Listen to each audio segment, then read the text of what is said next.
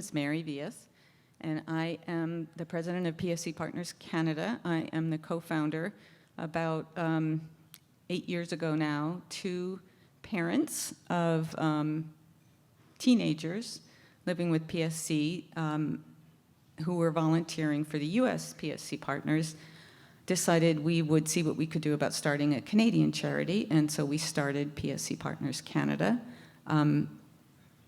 That other mom will be joining us this evening for dinner. Her name is Eve Jedrzejewska. Some of you may have met her if you've attended any of the US conferences.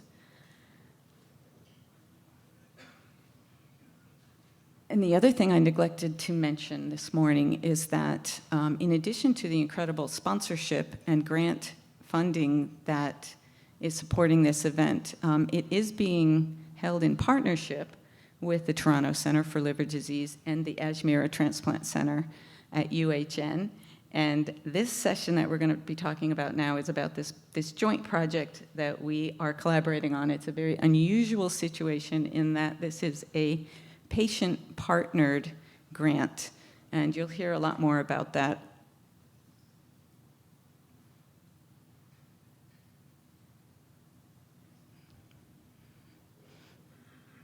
Have a snack.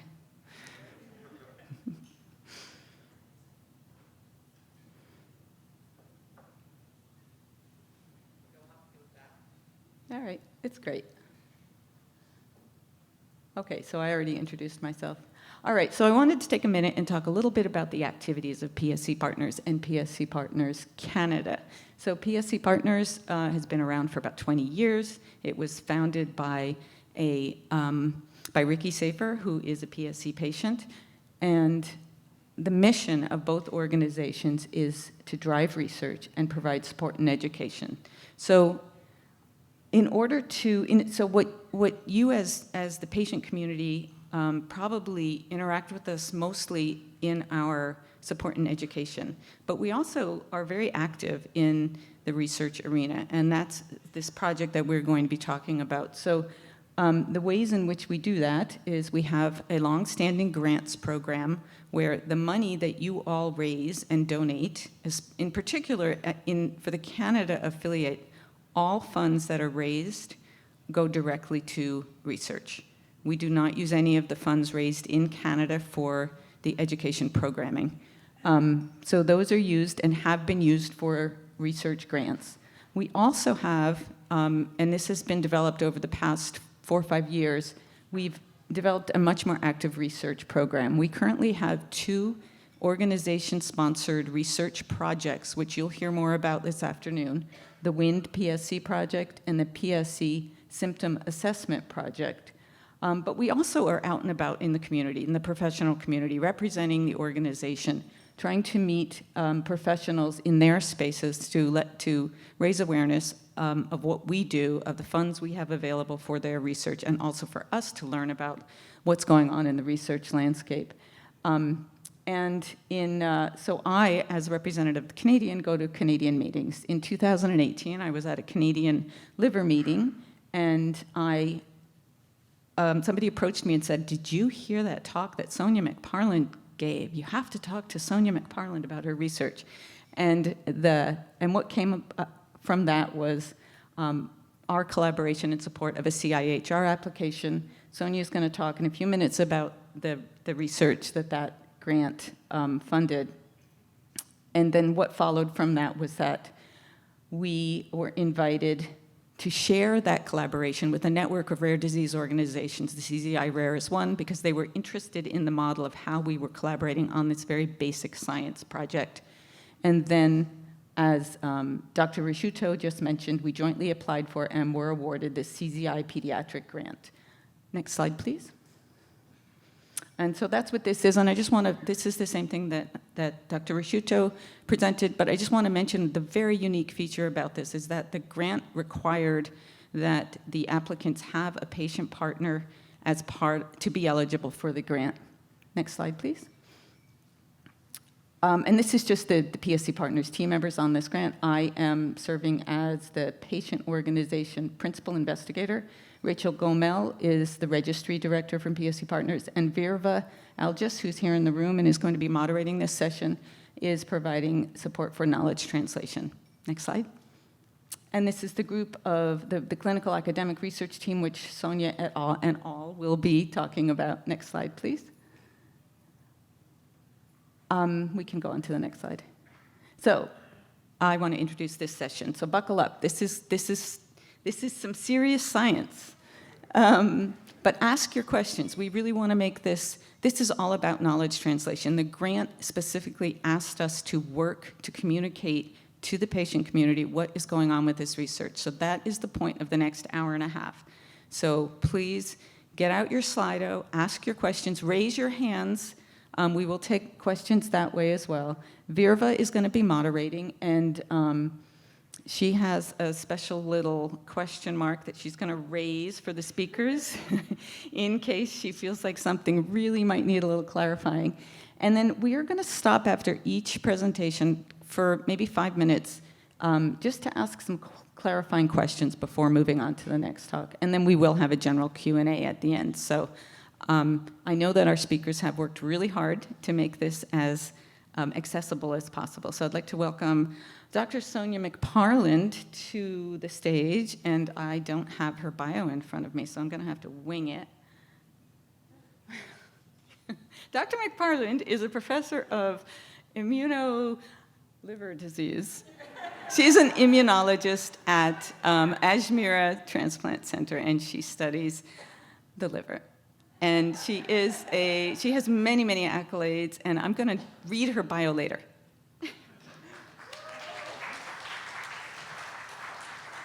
All right. Thank you very much. This is so much fun to see you all here today. And I'm going to try and use the clicker. I'm so glad to be here. I enjoy every time I interact with this community, and I think Mary kind of said it the best when she said this is a really special opportunity to be able to work together. And so today I'm going to talk about what we're trying to do scientifically with your guidance, and I'm going to kind of introduce how we really want to go from the basic discovery to modeling treatments and potentially, and then eventually getting things from the bench to the bedside. Okay, so first of all, I want to again remind you that patient-partnered research really is amazing. And so some of these pictures are kind of cool because this first picture up top, I'm going to hopefully the mouse works. Yeah, so was anybody at this patient-partnered meeting in 2019? So this was really fun. This is when we first kind of met up and started talking about the research that we're hoping to do. And so today we get to talk there's a lot more people presenting, and we get to see and talk about where we've gone with your support. And this is just our wonderful patient-partnered meeting last month in Las Vegas, and the participants there. So this is a really fun kind of reunion for us. Okay, so what are we doing? So really what we're trying to do on the big scale is link cellular maps to disease to guide new therapies. And so the way we do this in the lab is, first of all, we have to spend a bit of time understanding actually what the healthy liver is. And we had to understand what you want a healthy liver, you want a liver to look like if you're moving from disease back into health. Then we really had to use the information we have from the healthy liver, and Rachel's going to talk about some of our efforts to map the pediatric healthy liver. And then we use those insights to really understand what's different in the diseased liver. So while we're doing this, and Diana is going to talk about the efforts to model or to define the diseased liver, and then in the same time, we're in the lab kind of finding cool ways to model some of the discoveries that come from these maps. And Gary Bader, who is also presenting, is going to talk about how we can use some of these insights to repurpose drugs that are being used for other diseases and potentially apply them to PSC. So this is our big dream. And so I just want to go back to why we started with healthy liver. It was because really our limitations really was our understanding of what the cells in the liver were and what they were doing. So for example, if you want to, say if you picture your PSC liver as an orchestra that has an out-of-tune instrument. If you just take that whole orchestra together, you don't know what instrument it is. So this is what we were looking at before.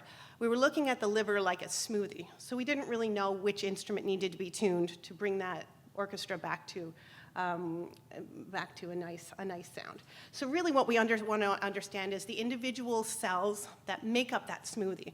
And then we really want to see how each of those cells could potentially be missing in PSC or reprogrammed in PSC to restore, because the liver is so unique because it regenerates, and it regenerates quite efficiently, except if you have underlying disease. So we really want to restore that liver regeneration. And so today we're going to talk a lot about how we do this on a single cell level. And so this is a picture just to demonstrate what we're going to show in these maps. Instead of taking your liver biopsy and just taking all the genes in that liver biopsy and assuming we know which cells they're from, we're taking the individual cells from your liver biopsy and putting them through a fancy machine and pulling out all the genes in the individual cells. And what that allows us to do is to see rare populations that could be targeted in disease, which you would miss by looking at the average of all the cells. And so then we go from our fruit smoothie to different clusters of fruits that appear in that smoothie, okay? And so what that allows us to do is to say, you know what? This is a population that we don't see in PSC, and this is a population that we really need to see, or this is a population that only appears in PSC. So today the student, we're all going to show maps like this, and what that is it's just organizing the cells by how they look like in terms of what they're doing and where they might be promoting disease or promoting health. Okay? And so we're part of actually a global effort to do this. So we really want to contribute to we think that science moves forward better if we work together as a global community. Again, PSC is a very rare disease, so we all need to work together. So we're part of the Human Cell Atlas, and we're really mapping the liver across the human lifespan, so we have very rich comparators for disease. We're sharing all this data openly and pre-publication, and really it helps everybody. Okay, so what I want to touch on is where we kind of started. We published a paper in 2018 where we saw that there was we were able to show the cells within the liver, and we saw that there were immune populations in the liver that can either mediate disease or mediate tissue repair. And we found that really interesting because those different cells are easily changed from promoting disease to promoting repair. So we're going to focus a lot on these cells during this talk and actually in the project in general. And these cells are called macrophages. So they're kind of the eaters of the liver's immune system. So they clear bugs from your liver, and then they release factors that will then promote the resolution of the response to those bugs. Okay? And so one of the things we did was we were able to identify those different populations. But one of the things we found was that some of the populations that we see in liver disease are very hard to pull out when we pull cells to a single cell level. And those cells are hepatocytes, so liver tissue cells, as well as bile duct cells, and fibroblasts, so cells that lead to fibrosis development. So this is why in some of the work that we're going to talk about and the slides I'm going to show now, we use the tissue without taking it apart so that we can see all these scars and we can see what cells make up these scars. Okay? So we also want to map hepatocyte behavior because we want to understand how this reprogramming will impact the ability of the liver to regenerate. And so how we do this is we take the tissue and we're able to look at the cells of the liver in its own environment. So we're mapping the cellular activity across all those repeating units of the liver that help your liver function. And so this is something called spatial transcriptomics. So what that means is, as opposed to, it gives you even more resolution into your liver. For example, we can see that within a small slice of liver, and this is 6 millimeters by 6 millimeters, we can see that the hepatocytes, so these are the cells that are regenerating in the liver, and they're also performing most of the functions on the liver, they're actually they're actually, they have different behavior depending on where you find them within the periportal to central venous axis. So each end of those repeating units of the liver. And I want you to remember that because we're going to show we're going to talk about what we're seeing in PSC with this kind of approach. Okay? So what we really wanted to do was profile liver disease. And, this was excellent. We got a lot of insights from Mary on profiling liver disease, particularly on the frustration with the heterogeneity of disease. What does this mean? And so we have a workflow, and Diana will talk about this, in which we want to sample multiple regions of the liver because we want to understand how PSC it progresses, but we also want to understand why it's different in different parts of the liver. Because if you have a patient who's being explanted, they have a relatively healthy part and a relatively diseased part, we wonder if there's the potential to reprogram the diseased part towards more of that healthy phenotype.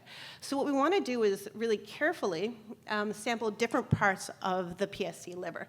And we're sampling it, and this kind of workflow, and the most important thing is that we're sampling it to look at the visible markers of disease, and then we want to look at deeply into what that means in terms of how the cells are functioning. And then we also save samples so that if we find a target, we can reprogram those cells. So we want to kind of do the full loop so that we can say, here's the defect, here's how we reverse the defect, okay? And so here are the different tissues that we save for that, thinking about that whole loop of doing that, of studying the defect and then reprogramming. And so what we're seeing is actually, this is the same patient's explant. And so this is kind of a really good representation of the heterogeneity of disease. And so in red, you see healthy hepatocytes or fairly healthy hepatocytes. In blue, you actually see these scars or collagen fibers. And so what you see is in the same patient, you can have an area where there's very little healthy hepatocytes, and then you could have an area that has relatively more healthy hepatocytes. So we want to understand what cells are in this niche that we can get rid of that would restore this area to something like this. And that's, and in broad strokes, we want to find out between early disease and late disease if there's also populations that appear that we can target, okay? And so we really want to ask the question again, what is the spatial organization of these immune cells called macrophages in the PSC liver because of the fact that they can promote regeneration, they can promote the secreting factors that quiet the immune system, so quiet inflammation, and they're also very easily reprogrammed. So you can target them with a nanoparticle. Okay? And so, again, the macrophages are like the hunters and eaters of the immune system. They clear bacteria. In your healthy liver, those macrophages are clearing bacteria and telling the liver, you know what, or the immune system in the liver, you know what, there's no problems here, we've cleared it, go home. In inflammation, though, these macrophages can become very inflamed, and when they eat that bacteria, instead of quieting the immune system after it's cleared, they continue to secrete cytokines that will promote scarring and promote more inflammation, okay? So they're constantly alerting the immune system and constantly causing inflammation, okay? And so what we're looking at, actually, and we talked about it earlier, is we're looking now at the PSC liver. So these are PSC scars. And so what we want to do is use that platform I talked about earlier where we can look at individual cells within the scars of the liver, and we want to understand what their phenotype is, again, as a rationale for targeting them. And so here are the scars that we see. And again, we perform single cell analysis of each of these, kind of a 55 micron spot, so a very, very tiny spot, and there's 2,000 spots being profiled in this piece of tissue. And so what we can do is we can have these unbiased examinations of what are the genes in these spots, what are the cells in these spots, could they be reprogrammed? And these are the questions that we're asking. So what we do is we're looking at a macrophage marker for these more tissue repair macrophages, and this is MARCO. And so if we mark off the lesion and then we mark off the central vein, which we see in the white, we actually can then look at the distribution of these genes, and you see they're more around the lesion. So they may be involved in repair, okay? So you see these green dots are around this area, which is the lesion, okay? But then if we look at something like lysozyme, which, and the gene name isn't actually that important, it just means that it marks cells that are more inflammatory, so they're more promoting disease. And we look at the landmarks here, you actually see these green dots are more within these lesions, and you can really see it here. Red means very high expression, and black means that there's no expression. So in the healthy areas of the liver, so where you have nice liver hepatocytes, you don't see a lot of those inflammatory macrophages, which suggests that we should target those inflammatory macrophages and try to restore them to those tissue repair macrophages. Okay? And the last thing I want to really talk about is how we're kind of expanding this examination to really start to ask the question that Gideon asked this morning, what should we target at the time of diagnosis? Okay, so again, what I showed just then was explanted PSC livers, but what we're doing with Amanda, who presented this morning, is we are taking diagnostic biopsies from patients, pediatric patients. And so the question that we're asking here is, these defects that we see in end-stage disease, are they present in early disease? So is that even a better rationale for targeting these cell populations? And so what we see, this is a liver biopsy, okay? And this is work done by Diana, who's gonna talk in a little bit. And if you look at the landmarks, so the central vein is right here, and then this is the portal area. Normally you'd have like one or two portal or bile ducts, but here you have a lot of bile ducts, and we can see this when we zoom in. This is a lot of bile ducts. This is a nice central vein, and these hepatocytes are fairly normal, and this is somewhat diseased. And so if we look at our genes that we just talked about for tissue repair or inflammation, in the bile duct and the central vein, we can see that the genes, and they pop up again in red, so the genes for those tissue repair macrophages are higher in the healthy area of the diagnostic biopsy. And those inflammatory macrophages are again higher in that area where you have the most disease in those diagnostic biopsies. So it suggests that we can potentially target these macrophages in early disease. Okay, so then the next, it's okay. So then we also looked at lysozyme, and I'm going to try and play that video. Oh, it's okay. So what we saw actually is that lysozyme, here we go, is reversed. So it's excluded from the healthy area, as we saw in the explanted tissue, and it's more highly present in the inflamed area. Again, showing that we're seeing some similar things between early disease and explant. And then what we're doing at the moment actually is we're zooming in on then single cells. So if we can go from this look at the different spots, which could be 1 to 10 cells, if we can look at single cells, then we can see cell-cell interactions that could be targeted. That's just even a closer zoom in. And then, the question is, where do we go from there? So say we have a target, and this is what Gary Bader will talk about. What we do is Gary Bader, who's a brilliant computational biologist, does pathway analysis and then looks through the drug discovery pipeline or drug bank and finds drugs that can be repurposed. And Gary's going to talk about all this in his talk. And then the question is, how will we test? So this is the one last challenge that I just want to talk about. So in PSC, as you all know, there's not a great animal model. So we can't just give an animal something and then they get a PSC, a very similar PSC disease, and then we treat them. So what we're doing is we're taking 3D or human tissue from patients at the time of explant, and we're testing the interventions on that tissue. So we have about a 5-day window, and what we've done, and this is previously these tissues have only really been cultured for 2 days. Damra Kamat has been able to culture them for 5 days. So what we're able to do is take tissues from patients at the time of explant and expose them to these drugs that Gary can predict from these beautiful maps that are generated. And so that's kind of how we take it full circle from the tissue to the genes to the impact and then, or to the potential drug and then the impact on the tissue. And ideally, then it would be taken through to a clinical trial. Okay, so the summary for this is that in liver inflammation driven by PSC, we find that macrophages are dysfunctional, and they're kind of separated by their ability to, by their phenotype, so that's what they look like, and their function, so that's what they do in different regions of the PSC liver.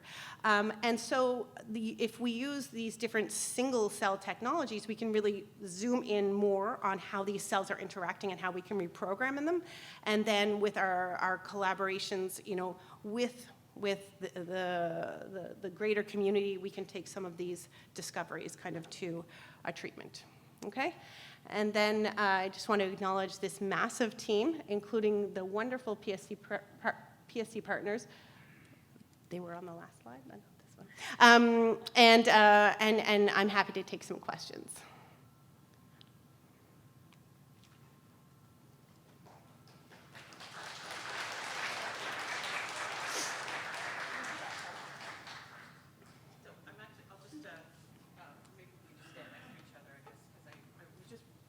Down some. Oh, okay. That's okay. I'll just use this. We'll improvise here. I was just writing down a few questions while you were talking. In one of the previous talks, there was mention of the Swedish family with a specific gene. Is this related? Are we looking for a specific gene that not from the Swedish family? Yeah, I mean, what we're looking for is not really a specific gene. We're looking for a specific cell population that we can target and reprogram. I believe it was Amanda who was speaking about that there's a real, and Dr. Hirschfield was also saying that, the visuals of the inside of bile ducts is very similar to the inside of the colon. So are you working closely with researchers who are mapping the cells of the colon to see if there's a relationship there? Absolutely. So Diana is going to talk about this. No, it's great. But that was one of the aims of the PSC Partners and the CZI Patient Partner Grant is to, Amanda is collecting biopsies from patients before they're treated at the time of diagnosis, so we can compare UC to PSC in terms of the gut, and then to healthy gut, and then the PSC liver to the healthy liver at diagnosis and later in disease. So absolutely, and Diana will talk about that. I swear that wasn't a plant. I'm just going to ask one more question, and then I see that there's a hand up there. So I know that you're focused on pediatric patients. Do you need any adult livers to step up and give you biopsies?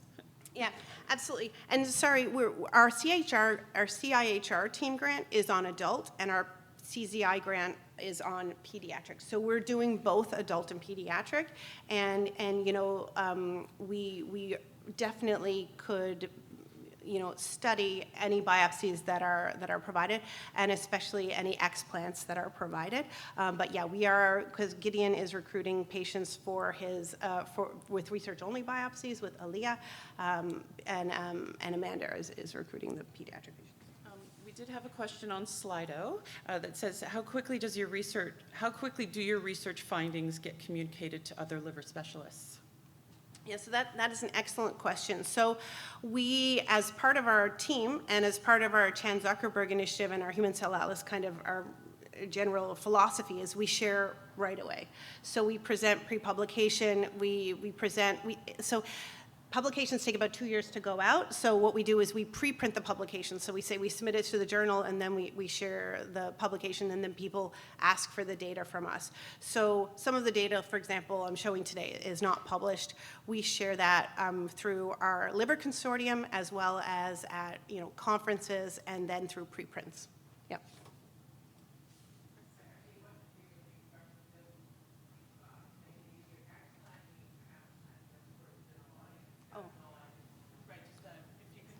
Yeah, so transplant, and maybe I'll explain how we take the, so when people go for transplants, right now it's just at UHN, on the back bench, the surgeon will take 4 different regions of each lobe, and then we will characterize that. So we will do all the kind of fancy transcriptomics, but what's unique about our workflow is that we can take those cells and also store them for validation. So a lot of people will find discoveries, but they can't validate them because they're only using biobank tissue.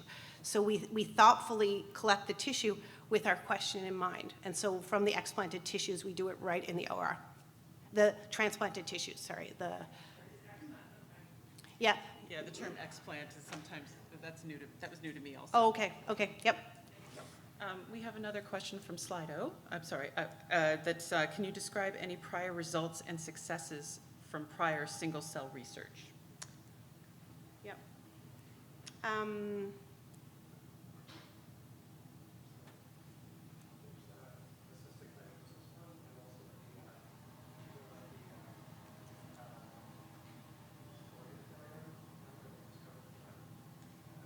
Yeah, so Gary can talk about it. Here. Yeah.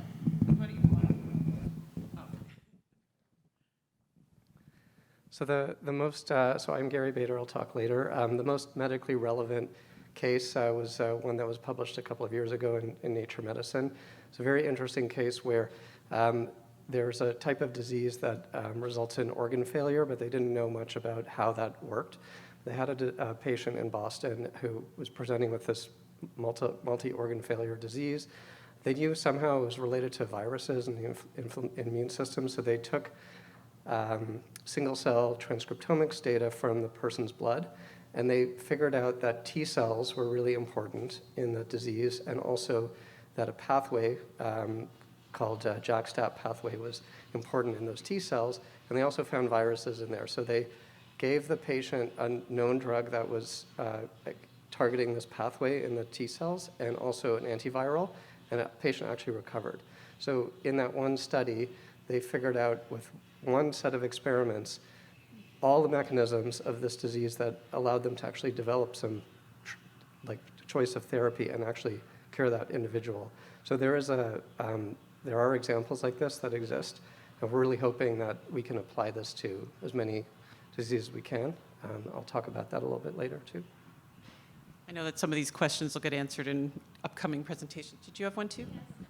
I just had a question about the actual biopsy. How do they know, like, how many pieces of the liver do they have to take to get to all those, to know what each section or each piece is sick or?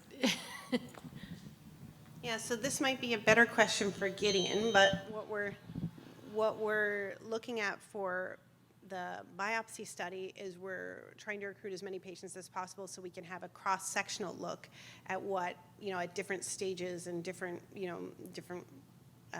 biochemicals, different blood signatures are linked to, how they're linked to the tissue. With the explant or the transplanted tissue, we can sample lots of regions because it's going to be discarded. With the biopsies, we can only have one core because any more than one core would be, risk to the patients. I mean, I guess what we're saying is we'd love to get your tissue. Because if you focus your research on patients having a liver transplant, then you get the whole liver as it comes out. So the surgeon takes it out, and then, as you heard, they fiddle with it on the back bench. So you've got the whole liver, but obviously you were very, very sick to have needed a liver transplant. So you learn a lot, okay?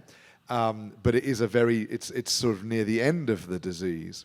So the reason why we are encouraged to do research, and Amanda's doing the same, and it's not easy because it's purely altruistic research from the patients, is to do liver biopsies in patients who've got much earlier disease. So we can try and map the whole journey. And you're right, when you do a liver biopsy, you get 20 millimeters by approximately 1 millimeter. So it's a sample, it's a tiny, tiny little piece. But then under the microscope, you can actually piece together the small bile ducts, the hepatocytes, and the blood vessels, the arteries, the veins. And so you can still do the same mapping. And then we can basically, it's like a jigsaw puzzle. And we're going to piece it together across the whole journey. But we need to do both of it. So we'll learn a lot from what we call the explant, the end stage, and that gives Sonia's team more than enough tissue. Okay, and they can do lots of experiments.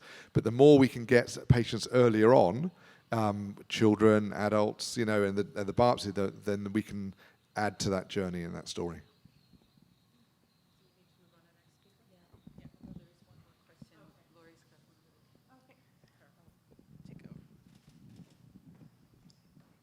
Just connected to just what you mentioned, if somebody was in an earlier stage of PSC, like I know it's very invasive to do the liver biopsy, but if somebody, or if you had enough people that wanted to do it from multi areas of the liver, would that be at all contemplated if it was?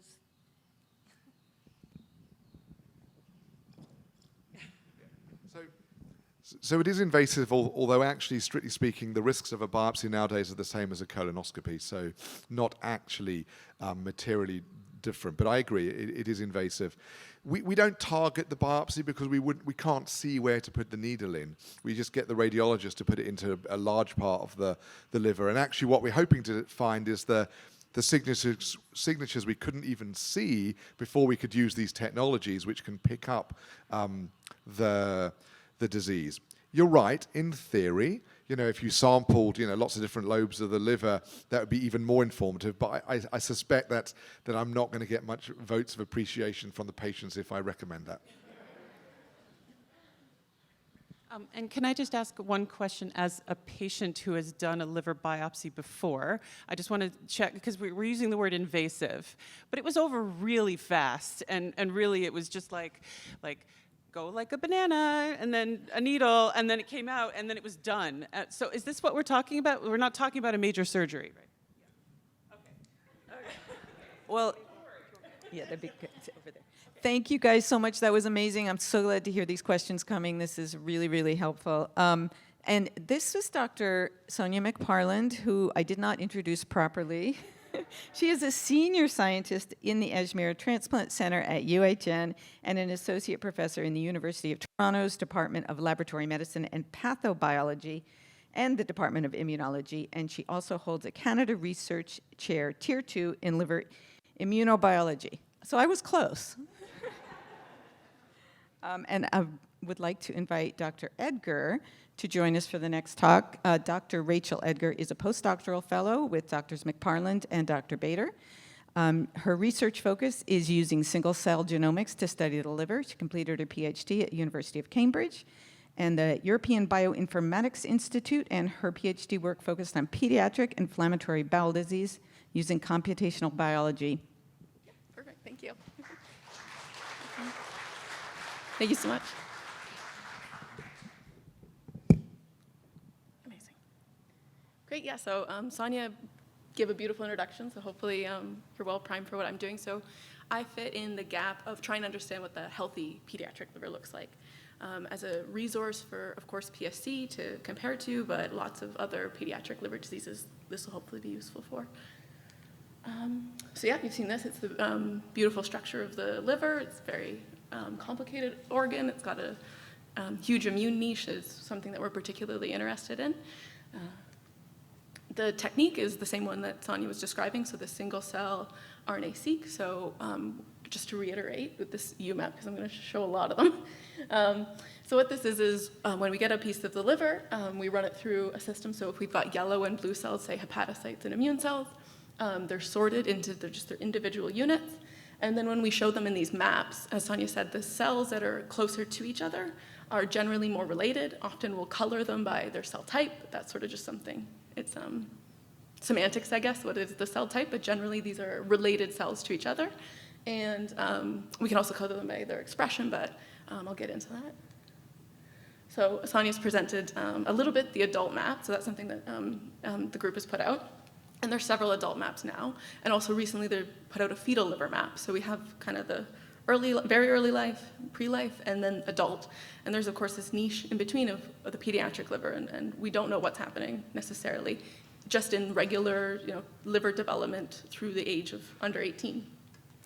Does it look different than the adult, and how? So that's what we've been working on. Why we want to do this is we would expect some pretty fundamental differences in the pediatric liver just based on what they see in the clinic. In a healthy individual, you do see differences in how the liver in pediatrics drugs are metabolized, as well as ALT levels, so output of a liver enzyme on liver function. So these just, what is a normal ALT looks different in a pediatric from an adult. So probably there's something in the cellular makeup of the liver that's different, we would expect. And another strong motivation is to then have an important baseline for when we want to do these single-cell studies of liver diseases, what cells would you expect, given that it's a pediatric individual, and what sort of gene expression profiles would you expect? So there are lots of diseases like PSC that affect pediatrics and affect pediatrics differently than adults. So hopefully this map will be a really great resource that we should release soon.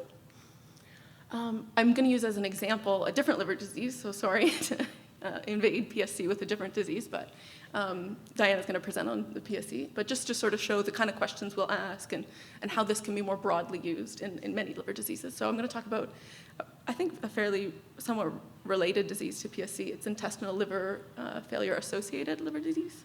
I said that wrong. So this is a disease where typically we're looking at children. Often it's short bowel syndrome, so sort of a physical issue with the gut, where they can't absorb enough nutrition through the regular gastrointestinal system, so they need intravenous feeding, so just bypassing the entire gastrointestinal tract. And what happens in a sporadic number of individuals, and it's unclear why this happens, is that their liver will fail when they're on this feeding for a long time. So similar to PSC, some sort of gut-liver axis is happening here where the liver fails. So it's a relatively understudied disease. So we have a few IFELD cases, liver samples, that I'll show today. So I'll just cover some very broad highlights in case it gets lost in the weeds of what we've done. So we have about 40,000 pediatric liver cells now that we can compare to diseases in adults. What we found is that the pediatric immune cells, so those macrophages Sonia was talking about, are looking more active in the pediatric liver, which maybe we didn't expect, but seems to be the case. We're seeing fibrosis in IFELD, which is what we would expect, but I'll highlight how we might have missed that if we didn't have the healthy pediatric samples. We're seeing specific populations in IFELD, and overall, we're hoping that we can release this map soon and get it out there so that other researchers can use it. So these are the samples I have, or we have. So we have 7 healthy pediatric individuals, ages from 2 to 17. For IFELD, we have 3, 2 people under 1 and 1 9-year-old.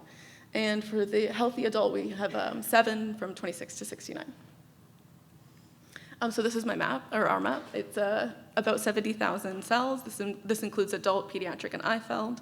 And what we can see here is the broad cell types we would expect. So these are your hepatocytes. In green, purple, and pink are all different types of immune populations. I'll switch to the next. So if I take that map and then just split it up by, is this a pediatric individual grouped together? So this is all the healthy pediatric, the pediatric IFELD, and all the healthy adults. What we can broadly see is we're seeing the same cell types. So it's not like in IFELD or in pediatric you don't have any hepatocytes or something weird, striking like that. The maps generally overlap, but there are some subtle differences. So you can kind of see here, this looks like this population might be missing. And I'll get into some of those details on what we can look at the fine level of why those things are missing. So for now, I'm just going to look at comparing the healthy pediatric liver to the healthy adult, and I'll get into IFELD later. So this is pulled from that map, just those macrophage populations. So these are 5 different subtypes of that, so we can get even more specific in what we call these different cells.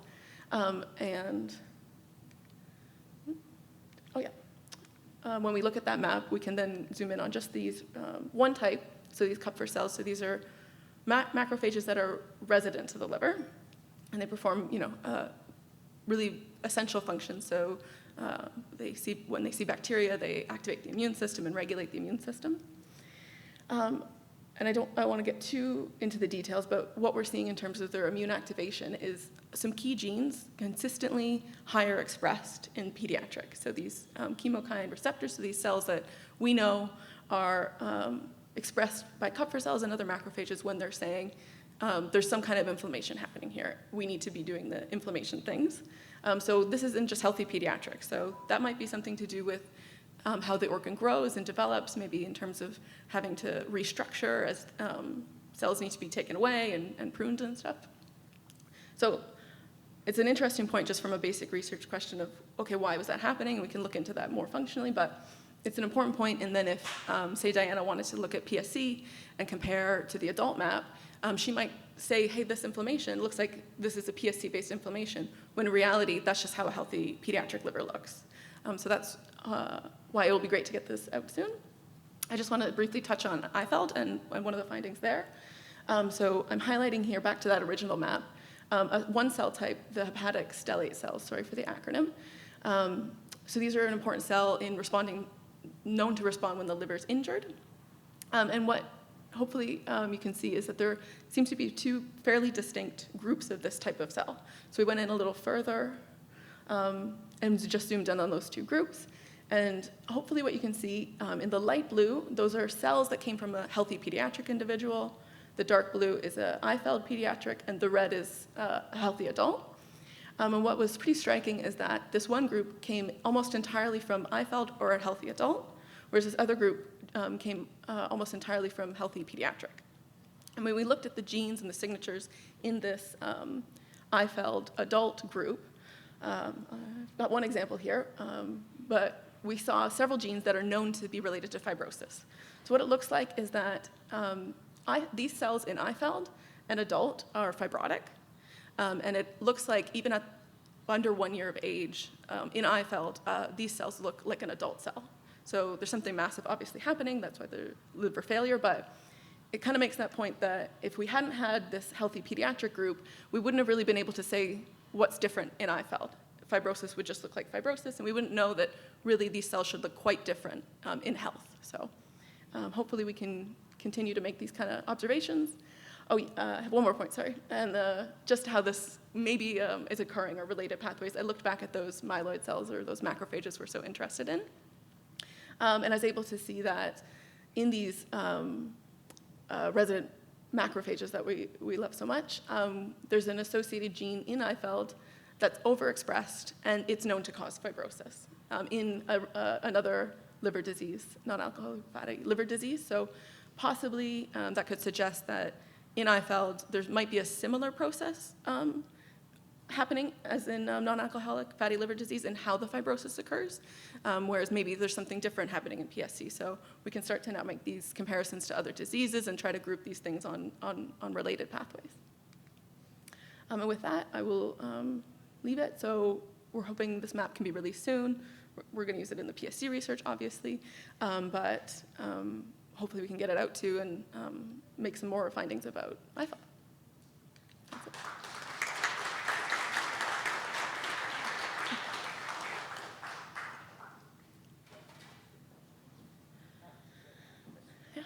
Yeah, please. I'll just take the mic.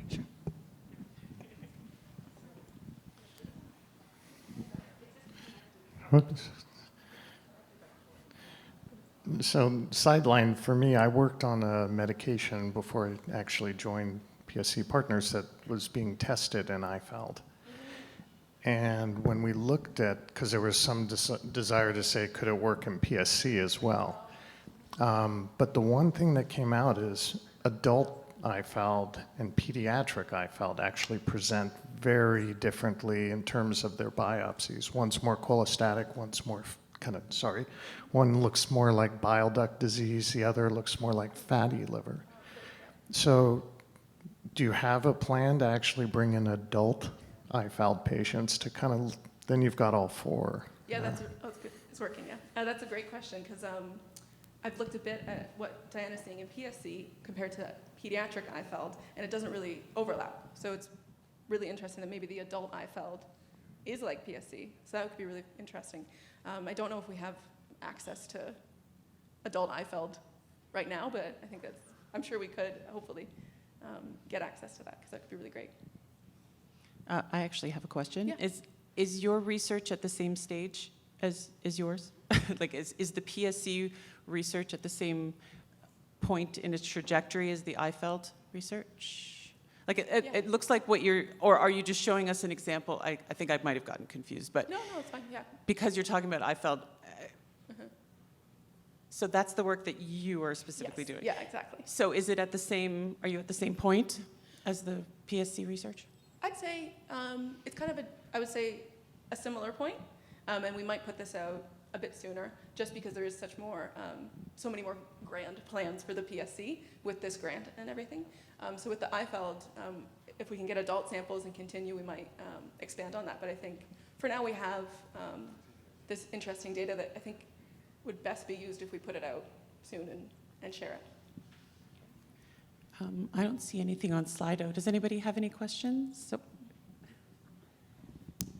Maybe more of a comment, but I thought that was really interesting what you said about the pediatric patients looking more active or like inflammatory than the adult ones potentially, because we know what we see in clinic for the pediatric PSC patients, they do present with a more inflammatory phenotype compared to the adult counterpart. So that's really relevant to have that healthy pediatric map to then compare the diseased patients to.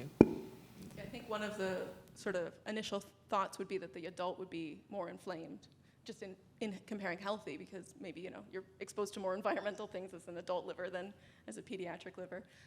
So yeah, it was kind of not what we expected, but interesting.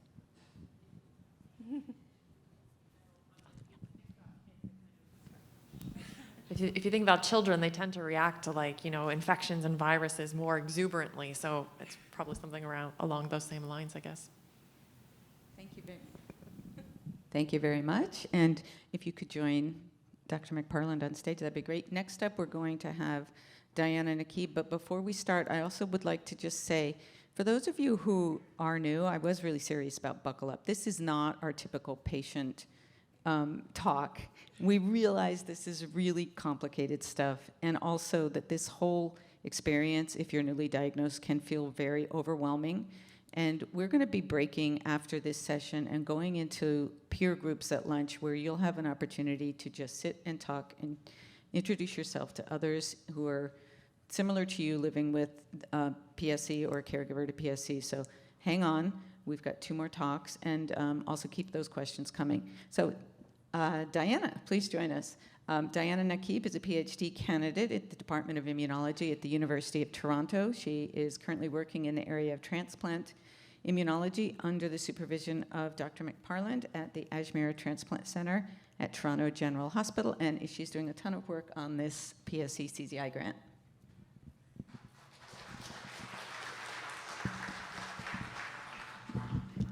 Hi, everyone.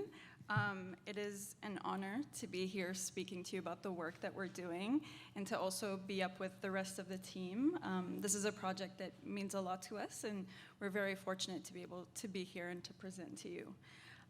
So today I'll be going over the Chen Zuckerberg Initiative study and what we're doing as a part of a patient-partnered collaborative research project that's investigating PSC and PSC-IBD. So as a quick summary, various studies in the past have suggested, and we do believe, that increased immune infiltration of the PSC liver is involved in PSC progression. However, there are still several gaps in the literature and what we know about PSC in regards to what the spatial and cellular landscape looks like in the PSC liver, and what the potentially pathogenic roles of these immune cells are at different time points in disease. And we also don't know what these immune cells could be doing, in particular in relation to the bile ducts, given that that is where this disease is centralized. So as such, various studies have been formed, including this study focused on characterizing pediatric PSC and PSC-IBD at diagnosis. This is a very special project and study because it's multidisciplinary, and it is made possible because of patient partners, expert communicators, patients, basic scientists, bioinformaticians, and clinicians. And without every single party involved, this would not be possible. And this project also sets precedent for lots of other studies involving patient populations, because patients should be put first and are put first, and patient representatives are guiding this project and what we do and what we want to study next. So here we have both of the project goals and objectives, and they're both full of quite complex terms, so we're going to be breaking them down further. So our first aim is to transcriptomically map the temporal and spatial distribution of immune cells in the pediatric PSC liver using single-cell transcriptomics. So let's break down transcriptomically map and single-cell RNA sequencing. And Sonia and Rachel did a great job discussing what single-cell RNA sequencing is. But in relation to this project, we want to be able to identify each of the cell types present in the PSC liver, as well as to describe all of the genes being expressed by those cells in comparison to the healthy liver that Rachel presented to you and that she is working on. In terms of what temporal means in this context, Sonia touched on this, and what we're interested in doing is looking at the PSC liver over time. So how does it change from the time of diagnosis onto the time of transplantation and in between when the liver is at early disease? We want to know what that looks like and what changes happen. And spatially, we want to use spatial transcriptomics and other spatially descriptive technologies that Sonia mentioned to be able to identify what cell types reside beside each other, how they're influencing each other, and also how that changes over time. And lastly, in terms of why we want to look at immune cells and how we want to describe them. So different immune cells have different functions in the liver, and the liver is a particularly interesting organ because at baseline it's quite immunoregulatory, but PSC is described to be quite inflammatory. So we want to be able to describe what genes are being expressed by these immune cells in the liver at different time points in disease. So our second aim is to identify shared pathogenic pathways found in the gut and the liver of patients with PSC and PSC-IBD at diagnosis. So pathogenic pathways, it's quite a loaded word, and we're still trying to figure out what that means in the PSC liver.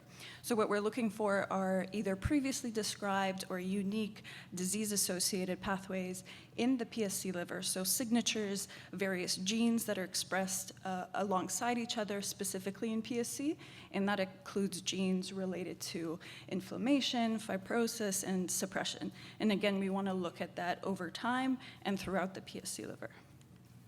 And when we say shared gut and liver, this was something that came up earlier before we even talked about it. And we are very interested in figuring out what is the relationship between PSC and IBD, and how is it different to PSC alone and IBD alone. And to do that, we are sequencing and applying the technologies we described to both the gut and the liver. And next, again, to build on this question, we want to be able to determine or at least take a look at what the differences are between PSC, PSC-IBD, and IBD at the time of diagnosis. And lastly, why at the time of diagnosis? And Sonia discussed this briefly, and the reason is when we look at the PSC liver at the time of transplantation, another word for this is explanted tissue, we're looking at gene signatures related to PSC specifically, but also end-stage liver disease and fibrosis, and this kind of confounds what we're looking at. We need to be able to say, okay, this is a PSC-specific signature versus an end-stage and fibrosis associated. And in order to address this, we are interested, as we talked about, in mapping the PSC liver over time. So at the time of diagnosis, on through pre-transplant hepatology clinics, and onto transplantation. And this is possible because of the clinicians, surgeons that we work with, and all of the collaborations you can see on the screen. And today in particular, we're talking about the pediatric diagnostic biopsies that we're able to access through Amanda Ricciuto's clinic. And in terms of what kind of biopsies we collect at diagnosis, so we collect a liver biopsy that Verva described in terms of her personal experience.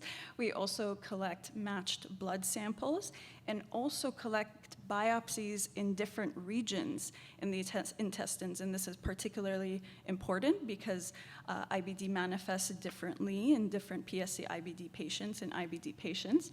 And we want to be able to compare affected and unaffected regions in a single patient to use them as their own control. So how does an IBD affected region in the gut compare to an unaffected?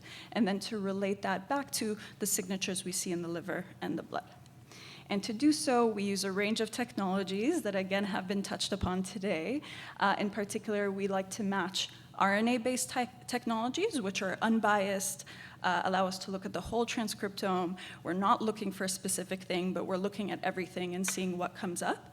And we then validate those signatures with protein-based technologies that are biased and require us to pick specific targets that are informed by our RNA technologies. So for example, based on our single-cell RNA sequencing data, we pick specific targets and signatures to validate with our protein technologies, which in this case is flow cytometry, where we can look at specific proteins expressed on and inside cells. And again, that's largely informed by what we do with our single-cell RNA sequencing data.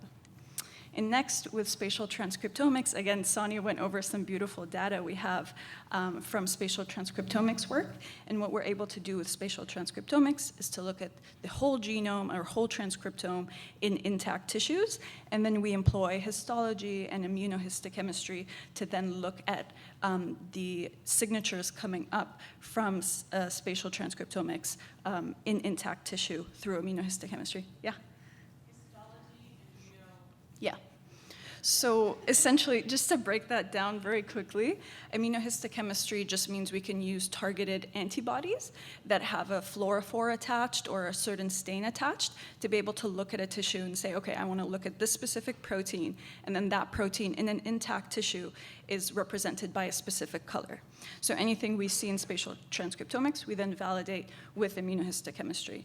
And histology is also used to grade tissues. So on a scale from A to B, how fibrotic is it, and so on. So we use that to kind of integrate and further analyze all of the data we've put together.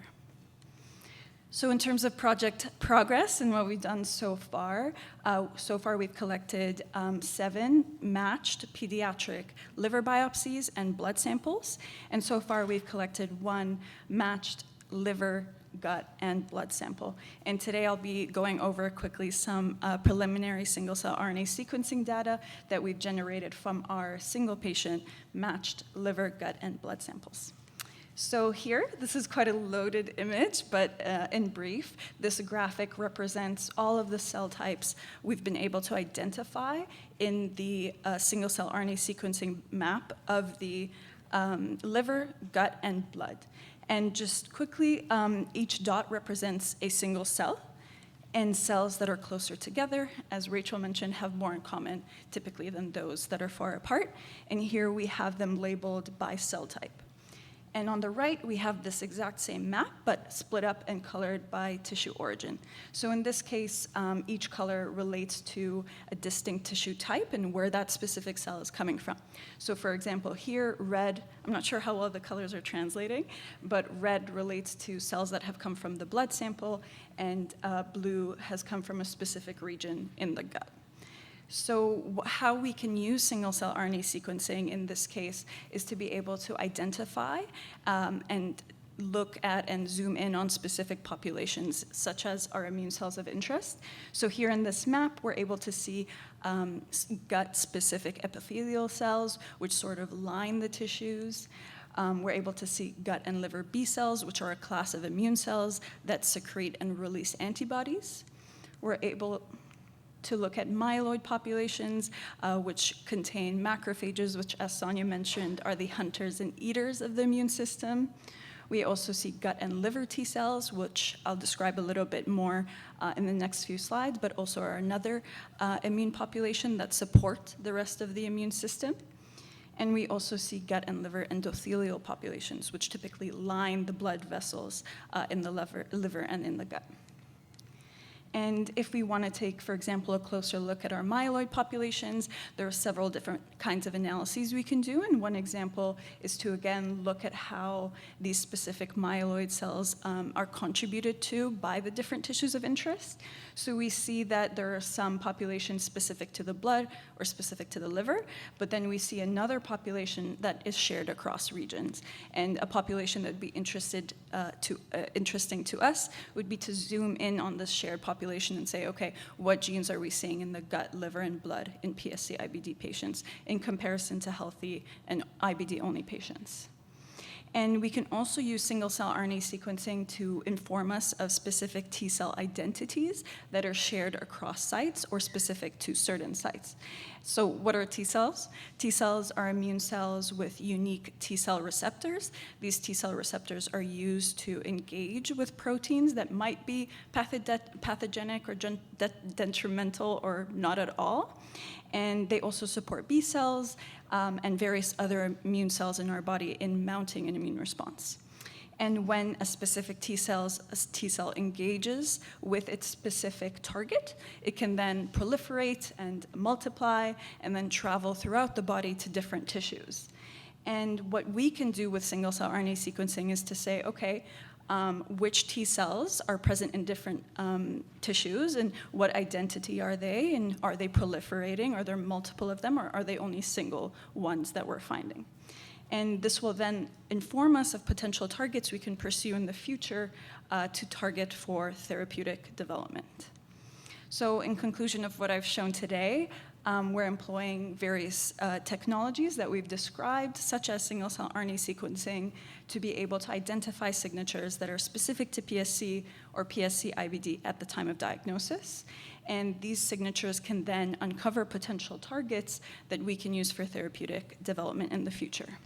In terms of future directions and how this will impact the field, we want to generate a comprehensive map of the pediatric PSC liver at the time of diagnosis using these technologies and comparing them to disease controls and the pediatric healthy liver in order to be able to better characterize this stage of PSC and to test informed targets based on this data in preclinical models of therapeutic development. And one example is the precision cut liver slice model that Sonia briefly mentioned earlier.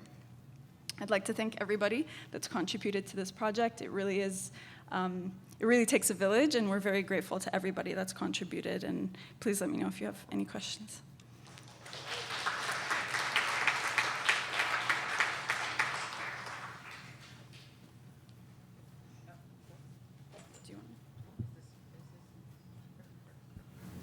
Okay. Oh, I'm sorry.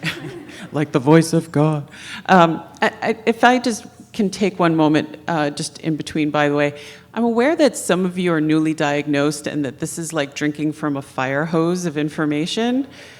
But what I want you to take away, and this is what I feel as a patient, is how lucky we are to have these people doing this work for our really rare disease. And they're super smart. I understood maybe 2/3 of that myself, and I've been deeply immersed in this stuff. So don't feel badly if you didn't really absorb it all. That's why we trust them to do this work, and like how lucky we are that people are devoting this time to it. It's hopeful. It may feel overwhelming, but this is hopeful good news. So I just wanted to say that. I feel that as a patient. And this was clearly written by another clinician. Okay. Given that the heterogeneity of PSC and that you're only taking a biopsy from one patient at one time, how are you going to compare the single cell map temporally? Can you explain some of those terms first? That's a great question, and this is, again, something Sonia touched upon in her presentation. We are interested in mapping the heterogeneity of the PSC liver, and that is something we're currently doing with our adult patients. Specifically in terms of this study, we are mapping temporally, so over time, because some of the patients that most of the patients we collect biopsies from at the time of diagnosis, we will be collecting follow-up biopsies from, and then also continue monitoring them and collecting samples as they progress onto the adult clinic. So in terms of the longitudinal analysis, that is what we do. But again, the patchiness of the PSC liver is well known, and it's something we acknowledge, and that is something we take into consideration when we do look at single biopsies from the PSC liver. So that is a great question. We also have, do you obtain your biopsy samples from diagnostic or research biopsies from other pharmacological research? So we don't collect any biopsies or any samples from pharmacological research. So in terms of our diagnostic biopsies, they're also pre-treatment. So this is kind of what the PSC liver looks like and the gut looks like pre-treatment for PSC or IBD. But no, we don't collect anything from pharmacological research. Does anybody else have any questions? Nope. Yeah, no, it's nothing too exciting. Like since we saw Sonia, I believe, at our original Canadian conference, you spoke at that. Have you seen any major breakthroughs or any aha moments over the last 4 years since we saw you last? So I think the most impressive thing that we've seen, and this goes back to, Verba, your question about where we are with PSC versus IFALD. With our IFALD samples, we have biobank samples. With PSC, what we're able to see, and what's most exciting about the research now, is we can do the full loop. So, for example, when we only have biobank samples, we can only be descriptive.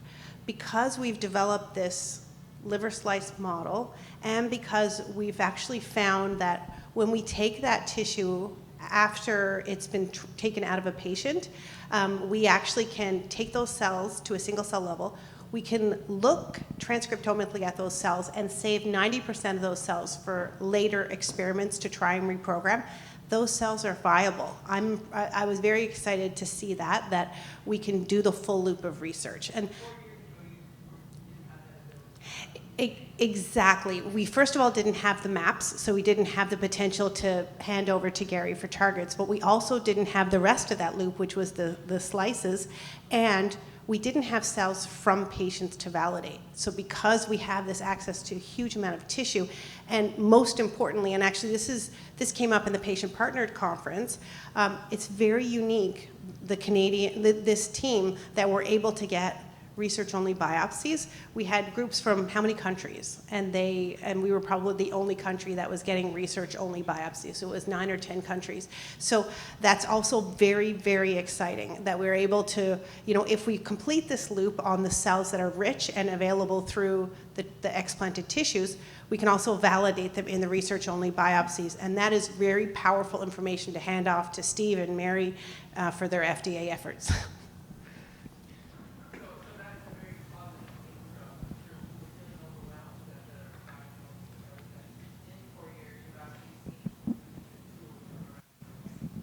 Absolutely. Thank you so much, Diana. And now I'm going to say the next talk I think of as the hopeful part of it, because it's focusing on what are we going to do with all of this data that these brilliant scientists are pulling together. So I'd like to introduce Dr. Gary Bader. He is the Ontario Research Chair in Biomarkers of Disease in the Department of Molecular Genetics. His research focuses on systems biology at the cell and tissue level. He is also professor at the Donnelly Center at the University of Toronto and is an expert in computational biology.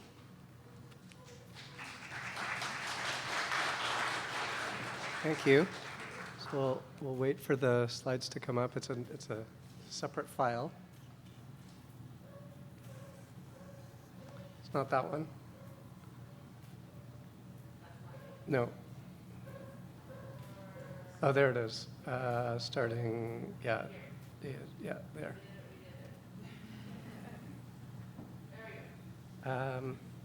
Okay, great. So yeah, it's very interesting to meet everybody here and try to tell you about some of the work that we're doing to push the field forward in this area.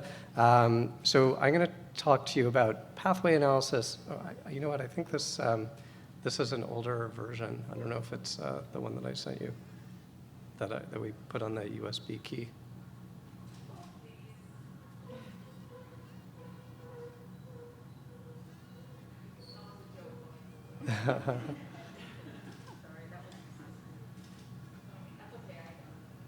Yeah, sorry, I updated it to try and. What's first called again? This one here? Yeah, I'll come in.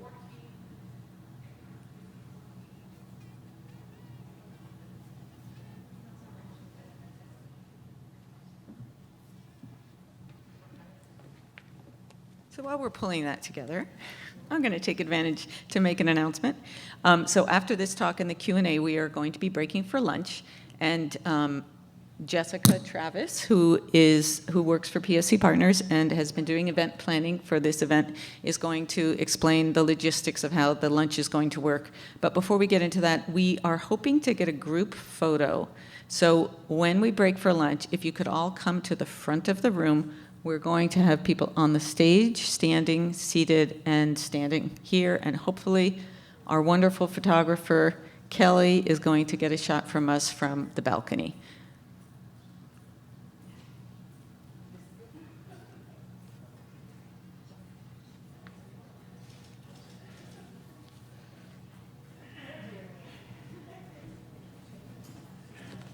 Yay, we did it. Okay. So I was going to tell a joke, but okay. So I'm going to talk to you about interpreting all of this data. So how do we use it, as Mary mentioned, to support drug discovery?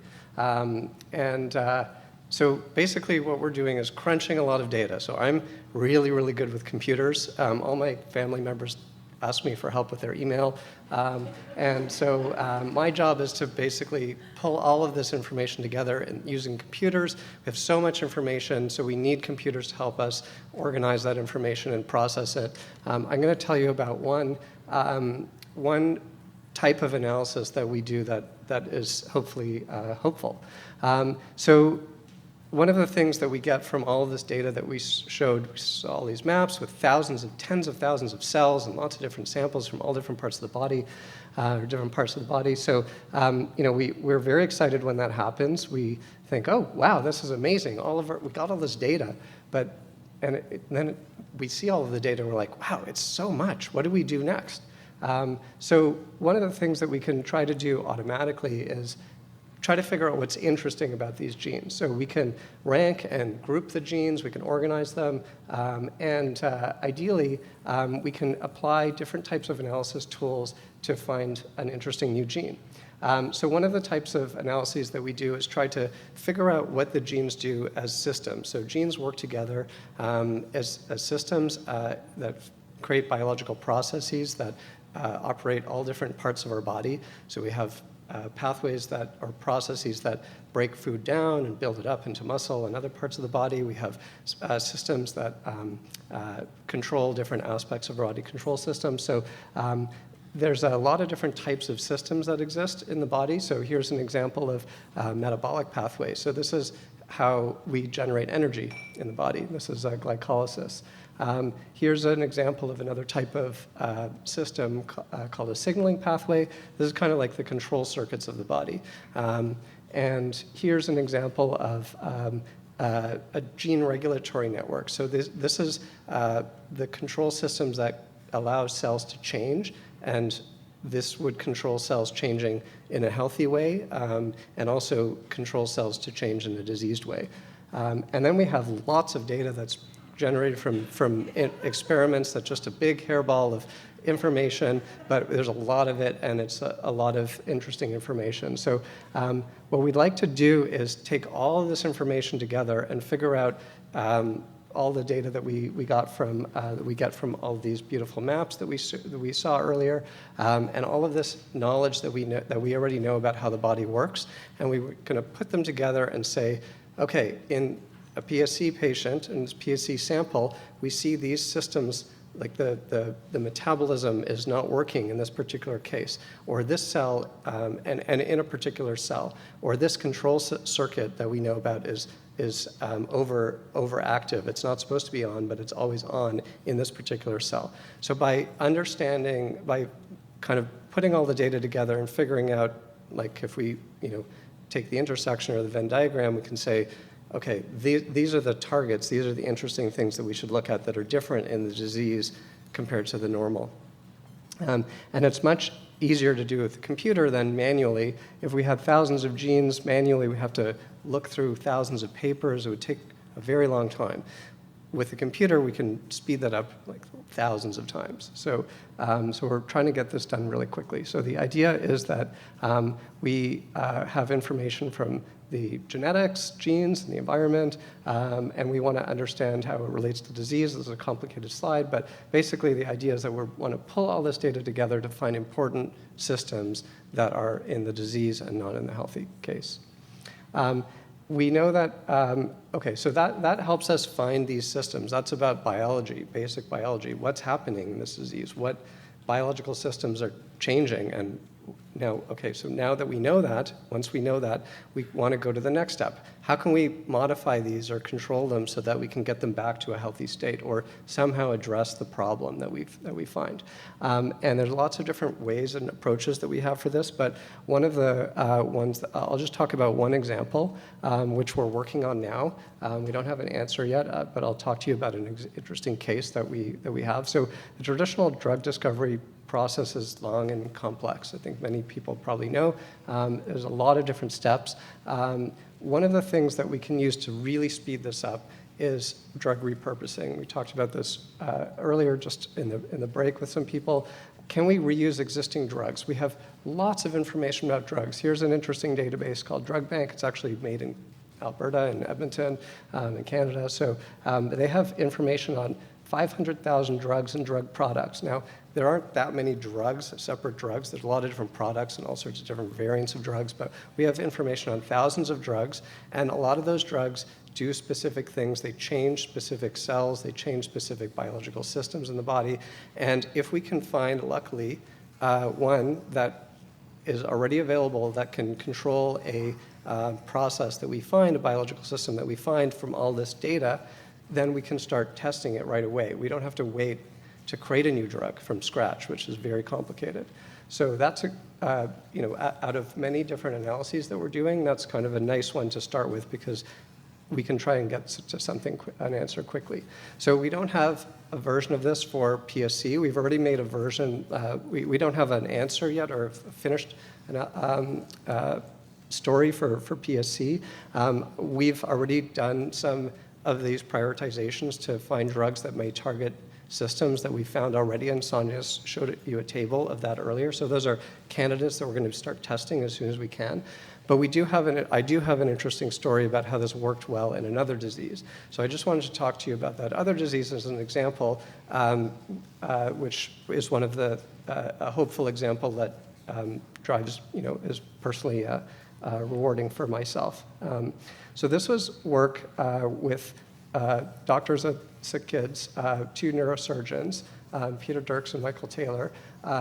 They study a type of pediatric brain cancer called ependymoma.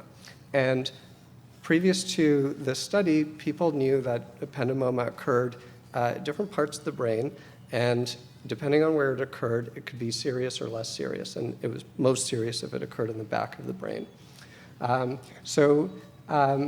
Through transcriptomics, the same kind of technology that we've been talking about today, we actually figured out that even among the patients that had their tumor at the back of the brain, there were two different types, an A type and a B type. And the A type affected young patients and had a terrible outcome, and the B type affected older patients and had a much, much better outcome. So that was already something new. That was discovered through transcriptomics and could already be clinically helpful because people could be given different treatments based on just that alone. But we wanted to find out more about how this tumor worked, and we did lots of different types of data collection, collected genetic information, and unfortunately the genetic information didn't tell us much about the tumor. So we collected another layer called DNA methylation, which is a control layer on the genetics. You might have heard of the word epigenetics, but it's just another layer of information we can collect from these samples. And we found that there was a really big pattern of change in this layer in the A type, which is the really serious type that affected the youngest patients. This was work done by Scott Zeiderdine in my lab, so there's pictures here. When we looked at the systems that were changing in the disease versus, in the serious, difficult subtype versus the one with the better prognosis, we found some systems, some biological pathways or processes that were really unique to the disease. And it doesn't matter what these names are. They are involved in particular process of regulating DNA and gene expression. But the interesting thing in this case was that there was nothing known biologically about this disease before we did the study, and this represents the first system that we identified that seemed to be important in this disease. And we were very lucky once we started looking it up and researching what these things do, that people have been studying it, and there are chemicals available to inhibit the enzyme that's involved here. We were able to test those on various different models of this disease, just like the precision cut liver samples that we're putting in place in our team. Those are models that we can test these drugs, so that's an important component of how we can figure these solutions out. So we tried it on different cells. In cancer, the goal is to kill the cells, so we were able to confirm that these molecules actually kill the cells. And because there was no known treatment, we actually were able to take a known on-the-market drug, which was made for a blood disease in adults, nothing to do with brain cancer in children, and try it out on a patient who had unfortunately reached the end stage of their treatment. So this is an image of the patient's lung showing a tumor in the lung. It's a 9-year-old boy at Sick Kids, and in 2 months, the tumor had doubled in size. It had grown quite a lot bigger here. And so there's unfortunately nothing left to do treatment-wise with available treatments. So because this drug was on the market and it's already known to be safe in humans, they were able to get permission to try it on compassionate grounds. It actually, one course of treatment stopped the tumor from growing, and that effect lasted for 15 months, which is amazing because it would have, this is the end stage of this tumor if it wasn't treated. So eventually the tumor did start growing. That's a problem with cancer, but it was enough to actually allow us to understand that it was working in this individual, and it created 2 clinical trials that are still ongoing to test the drug more generally before it reaches this stage, and there's been a lot of positive effects in those clinical trials that are run in Sick Kids and other hospitals around the world. So that's just a hopeful story about, this whole project took just a few years to get from collecting data to a drug and testing it. We were really lucky, all the pieces came together. We're hoping that we can replicate this again, but it's a very hopeful story from my perspective. So with that, I'm finished here, and there's a lot of people in my group. Sonia and Rachel and Diana mentioned a number of people that are part of the bigger team, so this is just my lab, but we do have funding from multiple different sources to keep us going and generating all these computer algorithms that can crunch the data and hopefully get us from a huge amount of data to something that is going to be valuable for individuals. Thanks.